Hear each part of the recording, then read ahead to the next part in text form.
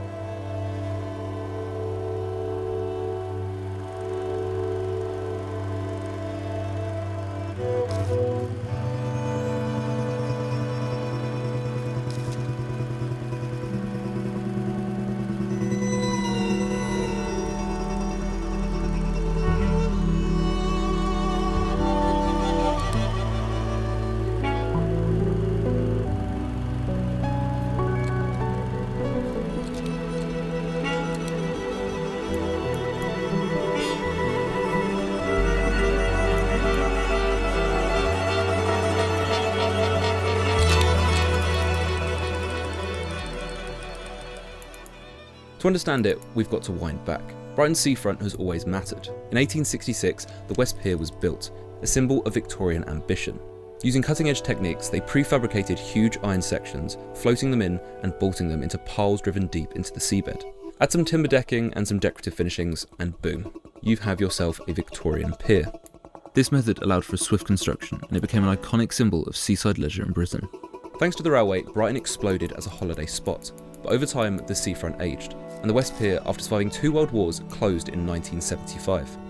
The West Pier Trust took it over in the 80s, hoping to restore it, but it was hit by 2 massive fires in 2003 and 4 that reduced it to nothing but a skeletal ruin. And yet, even in this state, it still manages to have more cultural relevance and charm than the i360 ever could. Blink during Everything Everywhere All at Once, and you'll notice the West Pier appearing in the background during the final fight montage. It's nice to see that despite what's happened to the West Pier, it's remained iconic and is still cherished by locals.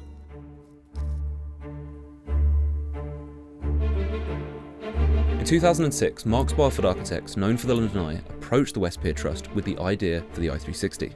And so we kind of looked at what was the essence of the London Eye, and we then looked at how we could replicate that experience in a different form. They pitched it as a vertical pier. Now, the problem I have with this is, well, it's nothing like a pier. In the presentations that you look through that they presented for this i360, they describe it as so many things. Another one of them that I like is walking on air. Hold on, everybody. Here it comes. Which kind of, I guess I can see the relevance of that, but marketing is one hell of a drug, and you can definitely see that in all of the presentations for the i360 that they presented. A lot of promises, so many promises. With an agreement with the West Pier Trust, Brighton and Hove City Council approved planning permission and critical work began preparing for its construction. The project was celebrated as an innovative blend of art and engineering. Projections were ambitious. The i360 was expected to attract over 700,000 visitors per year and generate millions in revenue, creating 440 new jobs in Brighton and Hove. It would be recession-proof, according to them. The first major red flag came after the 2008 financial crisis. Mark Barford Architects could not find alternative investment after one of the original investors pulled out. But that didn't stop David Marks or Julia Barfield, who strongly believed in the i360's potential. In 2012, they asked the council for £14.8 million from the Public Works Loan Board. With a £4 million LEP loan, many local businesses also showed their support, believing it would bring tourists to the city and therefore business. So the council buckled and they agreed to the initial loan. Valerie Payton from the Safe Hove campaign warned that the tower will enormously stand out from the coast. It's a massive and monstrous steel structure, and it will be visible from everywhere, turning our beloved seafront into a permanent eyesore. And she was right. Despite this immediate backlash, preliminary works began, including clearing the site and reconstructing the arches beneath the old West Pier. It was a great success, and everyone lived happily ever after.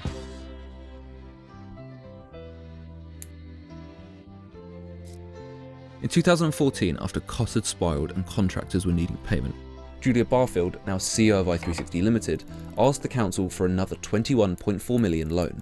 That brought their total up to £36.2 million. Bargain.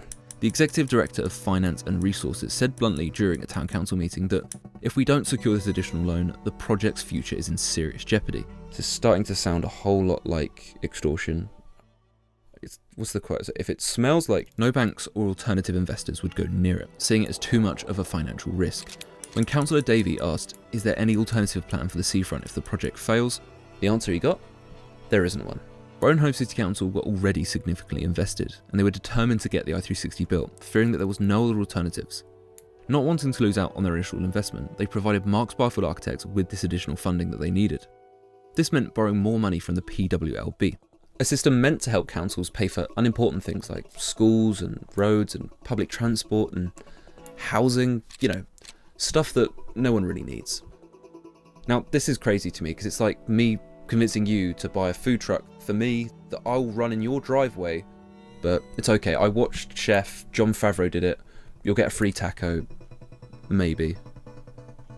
In reality, the reason Brighton took on this loan is because they felt they could get a better interest rate from the PWLB and in turn charge a higher interest rate to Marks Barfield Architects or i360 Limited. This would then in fact allow them to make a profit on the loan, which they could reinvest in the community. But this all relies on the i360 being profitable. The final design for the i360 was an 18-metre pod on a 162-metre stick, about the height of 37 double-decker buses, or if you use bananas for scale, that's 900 of them. As I mentioned earlier, this isn't the first time that blind optimism has collided with economic reality. Back in the mid-1800s, Britain was buzzing with industrial energy, and the West Pier embodied that spirit. It was bold, efficient, and iconic. But behind all that ambition was chaos. The 1855 Limited Liability Act was introduced to protect middle-class families. But why did they need protecting? The railway mania of the 1840s saw investors pouring money into railroads with dreams of enormous profits. Hey, there's a bubble. How do you know? It'd become a bubble, and the thing about bubbles is they tend to burst. In 1847, there was a sharp decline in railway share prices, causing numerous companies to collapse. The larger railway companies, such as Great Western Railway, began to buy up strategic failed lines and expand their own network. This did help stabilise the industry, but many investors, especially middle-class families who had invested their entire savings, suffered significant losses. Across the Atlantic, America was having its own boom, with speculative excess, minimal oversight, and corruption everywhere you looked. And no, I'm not talking about Trump. So it's no surprise then that afterwards the civil rights movement followed, fighting for racial equality, workers' rights and women's rights, pushed along by all the fallout from the unchecked greed. And then came privatisation. In Brighton, that legal shield now protects the people behind the i360 while the public foots the bill. This large-scale transfer of wealth during periods of austerity is not new. During recessions, land, companies and property are often sold at a discounted value to cover their debt. Large companies and wealthy individuals are the few who are in a position during a recession to capitalise on it. Fast forward, the same cycle is back. During COVID, wealth didn't trickle down. It flooded up. The same thing happened to welfare queen and First Lady Elon Musk, who became the richest man during the COVID pandemic. Musk is a rich man, but it wasn't until the COVID pandemic that he became a generationally wealthy man. As someone living in Brighton during COVID, many of the city's beloved independent businesses were quietly bought up by people like Fabio Loro, who already owned many businesses in the city. In the 21st century, the same dynamics persist. The Brighton Council was still on the hook for the i360. Their £36.2 million PWLB loan relied on the premise that the private ticket revenue would cover it. But if the i360 flopped, they still had to repay that PWLB loan with no income. That's not shared burden, that's the public taking the hit. In the end, they were left with one option: clear the debt and sell it off to a private company and receive 1% of the profits. Which, again, is like me asking to borrow your house and I'll promise I'll give you a tenner if it does well on Airbnb. I don't know what the Brighton Hove Council were thinking, but it was clearly a stroke of genius on their part. Council minutes reveal that the only risk mitigation was a senior loan clause, meaning that they'd get paid first if the i360 had any money. which we know they don't. But optimism won, and construction pressed on.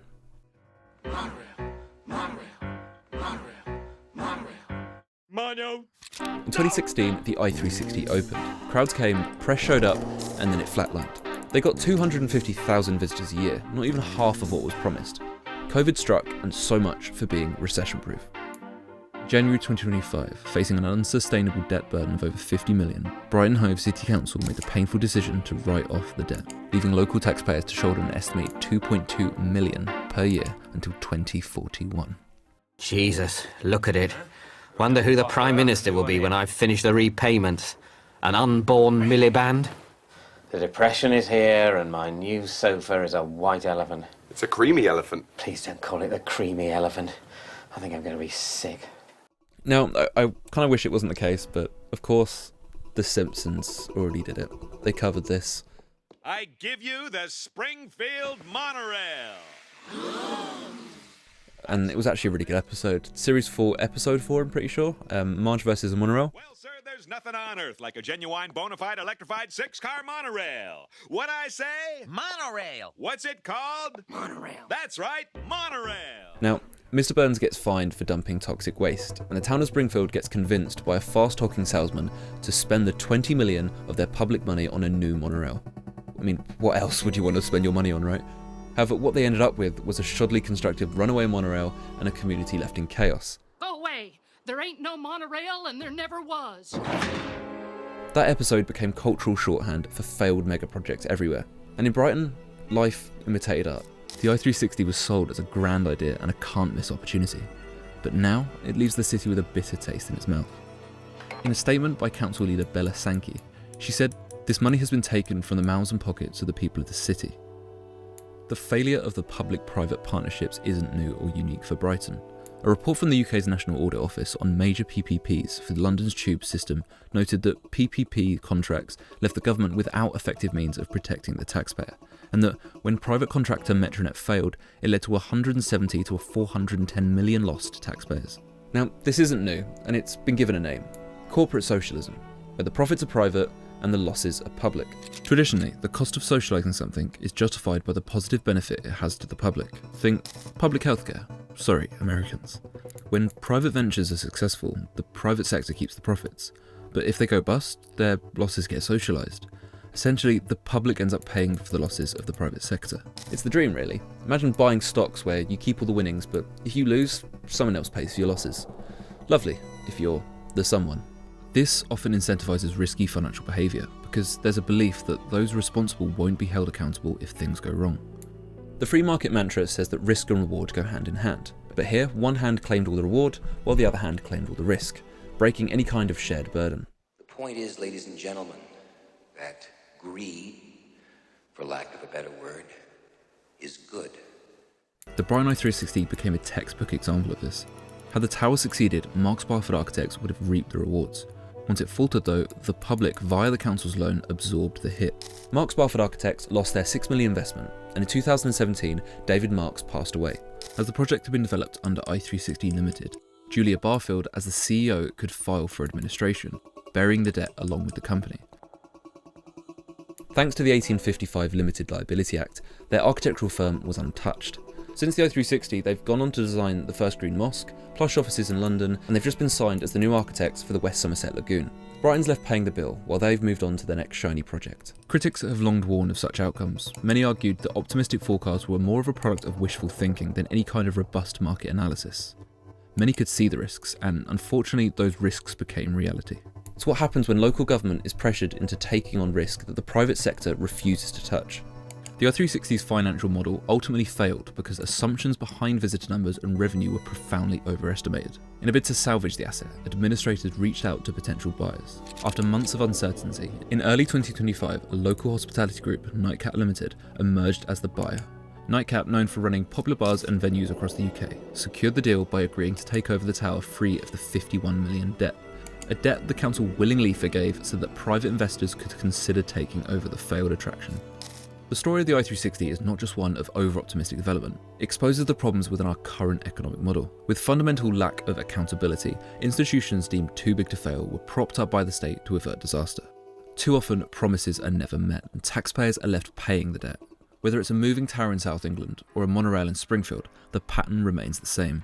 But now we've highlighted the problem, we should probably talk about a solution. Folkestone, which is also in the south of England, did something different. They revitalised their harbour arm, bit by bit. Food, art, music, and organically everything grew.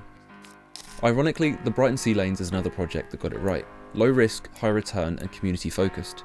Instead of betting big on one big project, Brighton could have spread the investments across smaller projects with more diversity and less risk. Public-private partnerships aren't inherently bad, but it's the way that we currently go about it. That's the issue. For over a century now, the public has picked up the tab when things go wrong. Until we fix that imbalance, the i360 will have to stand as just a very tall, very expensive reminder of what happens when there's no accountability. As the old adage goes, those who fail to learn from history are doomed to repeat it.